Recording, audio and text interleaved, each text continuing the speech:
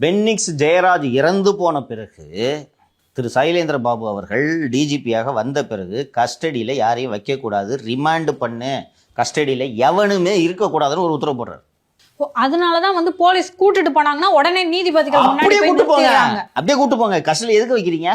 கஸ்டடியில் வைக்கிறதா இருந்தால் நீதிமன்றத்தில் போய் போலீஸ் கஸ்டடிக்கு கேட்டு ஆர்டர்ஸை வாங்கிட்டு கொண்டு வந்து வைங்க. கஸ்டடி எதுக்கு வைக்கிற? நான் அக்யூஸ்டு பண்ணிட்டேன், பிடிச்சி அப்படியே தூக்கிட்டு போ. இப்படி சர்க்குலர் இஷ்யூ பண்ணுறாங்க.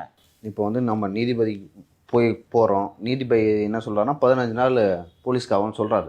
அப்பவும் போலீஸ் அடிக்க தானே போகிறாங்க. நீதிபதி 15 நாள் நீதிமன்ற காவல் என்று உத்தரவிட்ட அடுத்த வினாடி நீங்கள் கொண்டு போய் சிறையில் விட்டுருணும். உங்கள் கஸ்டடியே கிடையாது. சிறையில் தான் வச்சு விசாரிக்கணும்.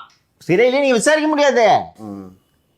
நீதிபதி உங்களை 15 நாள் நீதிமன்ற காவலை வைக்கிறேன்னா அங்கேயே இருந்து கொண்டு போய் புழல் ஜெயிலுக்கோ அந்த மாவட்டத்தில் எந்த ஜெயிலோ அங்கே தான் விடணும். நீங்கள் அதிகபட்சம் வேணும்னா அங்கேருந்து ஜெயிலுக்கு போகிற வழியில் வேணால் அடிச்சுக்கலாம்.